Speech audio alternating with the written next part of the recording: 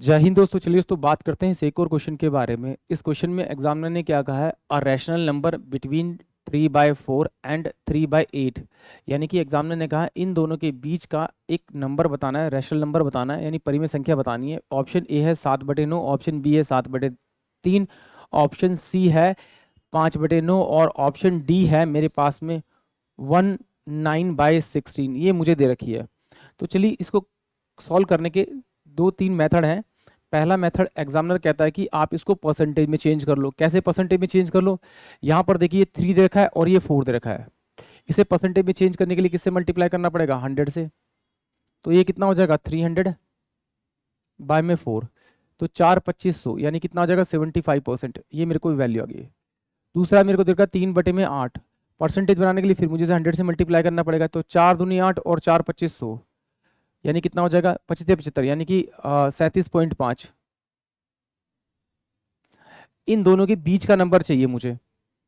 तो पहला मैं उठाऊंगा कि 7/9 दे रखा है, तो 7/9 इंटू में 100 करूंगा क्योंकि परसेंटेज में चेंज करना है। तो ये कितना हो जाएगा आपका डायरेक्टली 700 डिवाइड बाय में 9। तो 9 6 54 9 7 63, ये 63 हो जाएगा। यहाँ पे 7 बचेगा। 9 6 54 9 7 63, 7 आएगा आपका। तो देखिए 77 आ रहा है, बट मुझे 75 और 37.5 के बीच का नंबर चाहिए। तो ये बीच का नंबर नहीं है, तो इसका मतलब ये तो हो ही नहीं सकता इसके बीच का।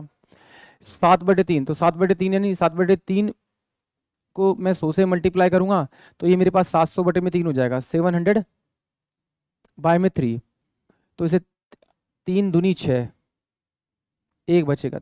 3 तिया 9,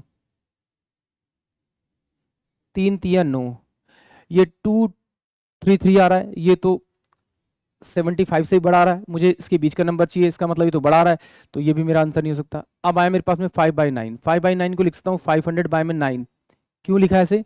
क्योंकि मुझे परसेंटेज में कन्वर्ट करना है, तो मेरे को इसको 100 से मल्टीप्लाई करना पड़ेगा परसेंट बनेगी। तो 9 से डिवाइड करेंगे तो 9 पंजे 45, 5 बचेगा, और 9 पंजे 45, ये 5 बचेगा, पॉइंट लगा कर 0, तो 9 पंजे 45 यानी कि 55.5 आएगा। और 55 पॉइंट इन दोनों के बीच में आएगा। 75 से छोटा है, 37.5 से बड़ा है, यानी कि ऑप्शन सी जो होगा वो इस क्वेश्चन के लिए करेक्ट होगा।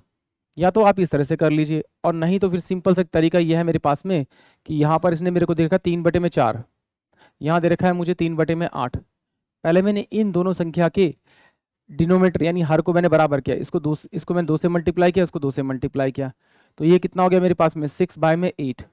अब मुझे चाहिए इसके बीच का नंबर, तो मैंने ऑप्शन पहले उठाया 7/9। 7/9, तो मैं इसको 9 से मल्टीप्लाई करूंगा, 9 6 54 हो जाएगा। इसको मल्टीप्लाई करूंगा 9 3 27 होगा, यानी कि जो मेरे को न्यूमिनेटर चाहिए यानी अंश चाहिए वो 54 और 27 के बीच में चाहिए। तो इसका एलसीएम लेके से 8 से मल्टीप्लाई करूंगा तो कितना है? 56। और 56 तो 54 से बड़ा है, तो इसके बीच में नहीं है ये, तो ये मेरा आंसर नहीं होगा। तो यहाँ पर देखिए मैंने 7/9 उठाया था, ऐसे ही मैं 5/9 उठाऊंगा, ये 5/9। तो इसको मैंने पहले मल्टीप्लाई करा, तो मुझे सिर्फ 8 से मल्टीप्लाई करना पड़ेगा। ऐसे 8 से मल्टीप्लाई करूंगा तो कितना आएगा? 8 पंजे 40, तो 40 जो है 54 और 27 के बीच में, यानी कि ऑप्शन सी जो है वो इस क्वेश्चन के लिए करेक्ट होगा।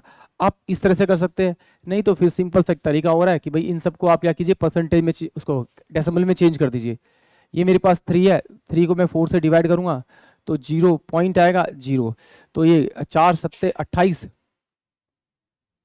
2 आया, फिर 0, 4 पंजे 20, यानी कि यहाँ पे क्या है? 0.75 एक वैल्यू मेरे पास आ गई। दूसरी वैल्यू लूंगा मैं कितना?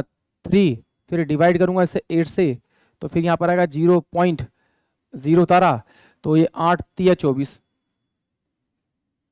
6 आता। फिर यहाँ 0 उतारा, 8 2 7 56, 4, और 8 पंजे 40, यानी कितना आएगा? 0.375। इसके बीच का नंबर चाहिए मुझे। तो वैसे तो मैंने आंसर निकाल लिया, मैं इसको एक बार डायरेक्टली डिवाइड करके देख लेता हूँ। 5 को मैं डिवाइड करूंगा आपका 9 से, तो 0 पॉइंट, ये किस पे जाएगा? 0, तो 9 पंजे 45, तो ये बचेगा 5 0, फिर 9 पंजे 45, 5, यानी कि 0.55। अब 0.55 क्या है? इससे बड़ा होगा और 7.75 से छोटा होगा, यानी कि ऑप्शन सी जो होगा वो इस क्वेश्चन के लिए करेक्ट होगा। आई होप आप सभी को क्वेश्चन समझ में आया होगा। जय हिंद, जय भारत।